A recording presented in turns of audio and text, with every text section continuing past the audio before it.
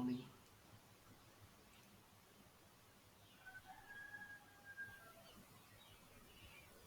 Good morning, everyone. It is Monday to the right. আজি মাৰ্কেটটো কি হ'ব পাৰে? আজি মাৰ্কেটটো কি হ'ব পাৰে আৰু মাৰ্কেটটো the move হোৱা you know নেক্সট ছাপোৰ্ট ক'ৰ পৰা ল'ব পাৰে আৰু নেক্সট ছাপোৰ্ট কিয় ল'ব পাৰে? Let us C. আহো চাওঁ। আজি মাৰ্কেটটো কি হ'ব পাৰে বা কোনটো জেগাত ছাপোৰ্ট ল'ব পাৰে সেইটো আমি আজি চাম, ৰাইট?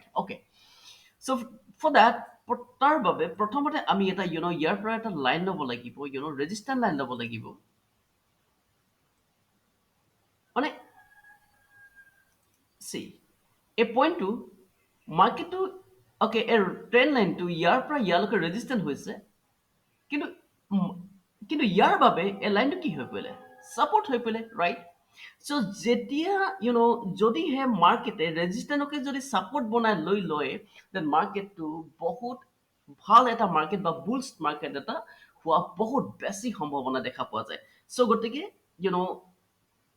আমি ইয়াত দেখিলো যে কি ৰেজিষ্টেন্টক ব্ৰেক কৰি কেনে চেম ৰেজিষ্টেন্টক ছাপোৰ্ট লৈ কেনে মাৰ্কেটটো ওপৰত হোৱা বা বুলছ মাৰ্কেট হোৱা এটা আমি দেখা পালো। Next is what? নেক্সট কি হ'ব পাৰে?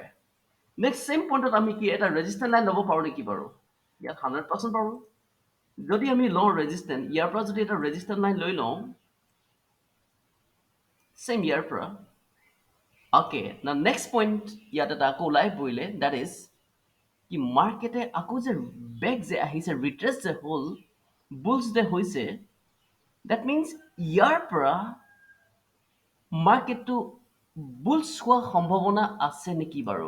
নে মাৰ্কেটটো ইয়াৰ পৰা চেম ফাৰ্ষ্ট ইয়াক ব্ৰেক কৰি কেনে ইয়াত ছাপোৰ্ট লৈ দেন আকৌ বুলছ হোৱা সম্ভাৱনা আছে নেকি বাৰু?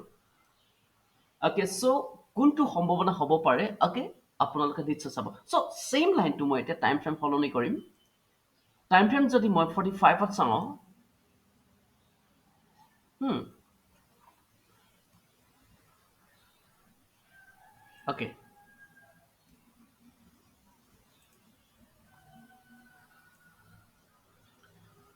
অ'কে টাইম ফ্ৰেম যদি 45ত চাওঁ, চি 45ত এনেকুৱা দেখা পোৱা যায়।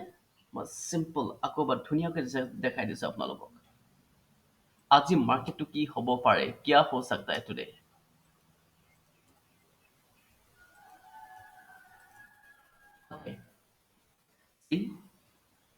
অলৰেডি মাৰ্কেটে কি কৰিলে?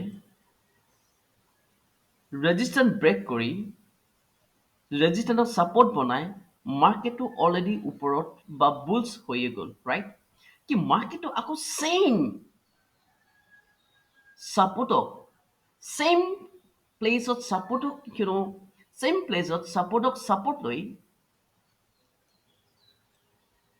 বুলছ হোৱাৰ সম্ভাৱনা আছে নেকি বাৰু?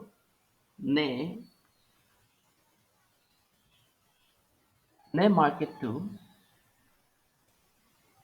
ইয়াক ছাপোৰ্ট লৈ কিনে মাৰ্কেটটো কি বুলছ হোৱাৰ সম্ভাৱনা আছে? চ' এই দুইটাৰ মাজত নিশ্চয় এটা হ'বলৈ গৈ আছে। চ' wait for the confirmations. Thank you. Bye.